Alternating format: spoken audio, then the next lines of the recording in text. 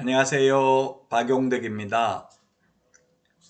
쪽집게 백선 41번 문제 보도록 하겠습니다. 공인중개사 법령상 옳은 것을 모두 고른 것은 했는데, 기억에 보면은 개업공개사는 업무를 수행하기 위하여 필요한 경우에 의뢰인에게 주민등록증 등 신분을 확인할 수 있는 정표를 제시할 것을 요구할 수 있다. 네, 그렇습니다. 개인정보보호법에도 개인식별 정보는 법령의 규정 없이는 수집, 처리, 가공하면 안 된다고 되어 있는데, 우리 공인중개사법에서 이게 제시할 것을 요구할 수 있다는 규정이 있기 때문에 가능합니다. 기억은 옳은 내용이고요. 자, 그 다음에 니어는 휴업이나 업무 정지는 간판 철거할 필요 없습니다. 휴업이나 업무 정지는 간판 철거하지 않습니다. 폐업, 등록 취소, 사무소 이전의 경우 간판 철거해야 됩니다. 자, 그 다음에 디귿은 행정절차법에 의해서 대집행할 수 있는 게 아니라 행정대집행법입니다. 간판 철거 안 하면 행정대집행법에 따라 대집행할 수 있습니다. 리얼에 개업공개사가 의뢰받아 중개사물에 대하여 표시광고를 하려면 중개사무소의 명칭, 소재지, 연락처, 등록번호와 개업공개사 성명을 명시해야 된다. 성명, 소연 등이라고 했죠? 맞습니다. 그 다음에 미음에 보면 업무 정지기간 중에는 공동으로 사용할 수 없죠.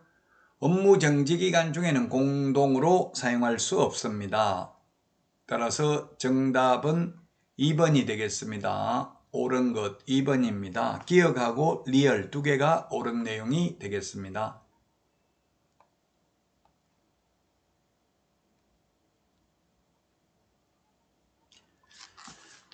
자, 다음은 42번 문제 보도록 하겠습니다. 옳지 않은 것입니다. 옳지 않은 것. 1번 거래 당사자 중 일방이 지방자치단체일 경우는 지방자치단체가 부동산 거래 신고해야 됩니다. 2번 공동으로 중개한 경우에는 해당 개업공개사가 공동으로 신고를 해야 된다. 일방이 신고를 거부한 경우에는 상대방이 단독으로 신고할 수 있고요.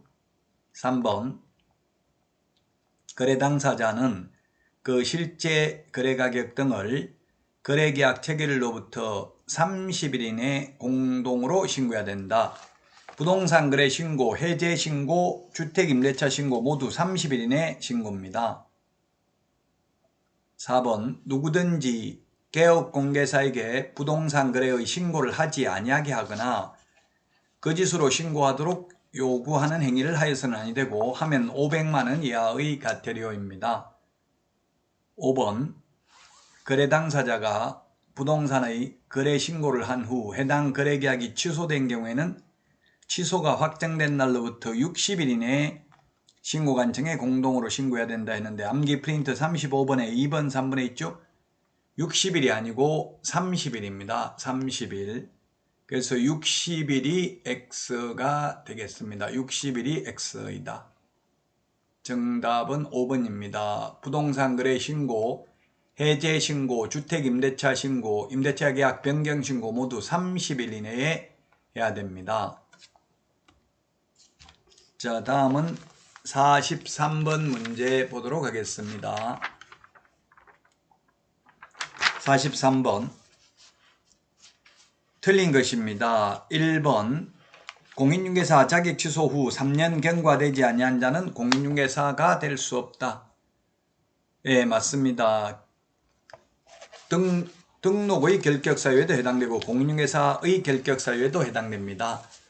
공인중개사 시험 못 보는 것은 딱 두 가지죠. 자격 취소되고 3년 미경과자, 부정행위 무효 처분일로부터 5년 미경과자, 공인중개사 될 수 없습니다. 2번 등록 취소 처분은 해당 사유가 발생한 때는 3년 지나면 못한다. 암기 프린터 46번에 동그라미 6번에 있는데 업무 정지만 소위 제척기간이 있습니다. 그래서 2번 틀렸습니다. 업무 정지만 그 사유가 발생한 날로부터 3년 지나면 업무정지 처분할 수 없습니다. 3번 중개대상물 확인설명서는 거래 당사자에게 교부하고 원본, 사본 또는 전자문서를 3년간 보존해야 된다. 예, 그렇습니다. 확인설명서 전속중개계약서는 3년 보존이고 거래계약서는 5년 보존, 매수 신청대리 관련 서류도 5년 보존해야 됩니다. 4번 매수 신청대리인 등록이 취소된 후 3년이 지나지 아니하면 다시 매수 신청대리인 등록을 할 수 없습니다. 다만 폐업을 해서 등록 취소된 경우에는 그러하지 아니합니다. 5번 공탁을 한 공탁금은 3년간 이를 회수할 수 없습니다. 암기 프린트 46번에 11번, 12번에 있죠. 민법 766조 손해배상 소멸시효가 3년이기 때문에 3년 동안은 회수할 수 없습니다. 다음은 44번 문제 보도록 하겠습니다. 갑과 을은 갑 소유의 X 토지에 관해서 매매계약을 체결했다. 을과 병은 농지법상 농지 소유 제한을 회피할 목적으로 명신탁약정을 하였다. 그 후 갑은 을의 요구에 따라 병 명의의 소유권 이전 등기를 맞춰주었다. 그 사정을 아는 개업공개사가 X 토지의 매수 의뢰인에게 설명한 내용으로 옳은 것을 모두 고른 것은 했네요.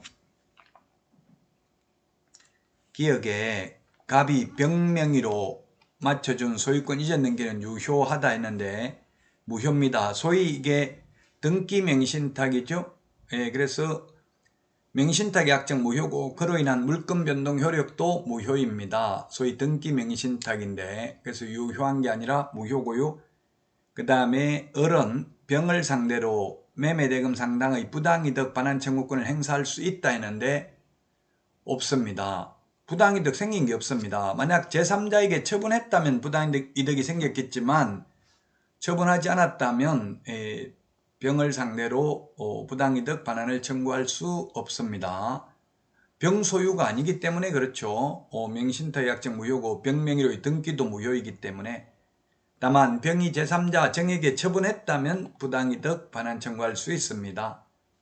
디귿 을은 갑을 대위하여 병명의의 소유권 이전 등기 말소를 청구할 수 있죠. 무효인 등기 말소 청구할 수 있습니다. 진정명의 회복 등기를 신청할 수도 있습니다. 소위 등기 명의신탁 또는 3자간 명의신탁이 되겠습니다.